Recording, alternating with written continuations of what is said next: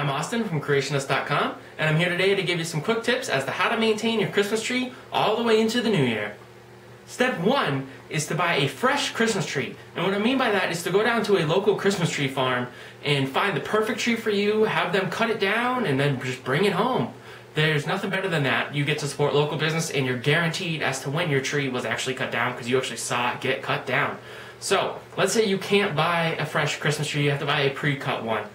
The downside of that is you don't know when the tree was cut down. There are many Christmas tree farms, in New Hampshire and Canada, they're all over the place. So you don't really know when your Christmas tree was cut and how long it took to get to you. It usually takes 2 days for shipping, depending on where you live. So you can't buy a fresh Christmas tree, you're forced to buy a pre-cut one. There is some things you can do to ensure that the tree is relatively fresh. One of the first things you can do is just look at the tree. 9 times out of 10, you can tell if the tree's healthy or not. That doesn't always work though, but one of the next things you can do is to grab a hold of one of the branches and try to pull back on the needles. Just gently, you're not trying to actually rip out the needles, but you're seeing if they fall out. Here's an example as to how you want to check how fresh your tree is. Just wrap your hand right around the tree, the branch, and go ahead and tug all the way down. And no needles should come off. That's perfect. If they don't fall out, that's a good sign. If they do fall out, don't even buy the tree. Next, take one of the twigs, bend it, see how flexible it is. You can even bend one of the big branches. These branches move a lot. That's good. You don't want the branch to just break. That means it's dried out. That means it's not fresh. Then you also want to check the twig here. Go ahead and move it. See, this one wraps up pretty good.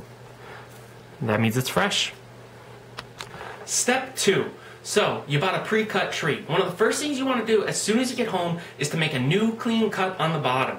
What happens is, with the older cuts, pine builds up on the bottom and will not allow the tree to absorb water. So when you get home, take a saw, cut about 1/4 inch off the bottom, maybe you can cut a little bit less even, but you want to get rid of that dead spot on the bottom where all the pine's built up. This way it'll absorb water. Now you don't have to do any funky cuts, just make a nice flat cut. You don't got to make a V, you don't got to drill holes in it, there's no benefits to any of that. So just make that flat cut, you're all set, move on to step 3. Step 3, water, water, water. You want to get your tree into water as soon as possible. And the first day, your tree's going to drink around 1 gallon of water. Then every day after, it'll drink a little less than 1 gallon. My tree here, it's kind of big, so it still drinks around 1 gallon of water a day. It's a couple weeks old. But you want to make sure that your base is filled with water all the time, as full as it can go. You want to check it in the morning, in the afternoon, and at night. And I guarantee every time you check it, you need to add water, because it is going to be thirsty. If your stand dries out, runs out of water, and sits out there like that for too long, then pine will build up on the bottom of the tree like we were talking about earlier, and it won't absorb water anymore, so you defeat the purpose.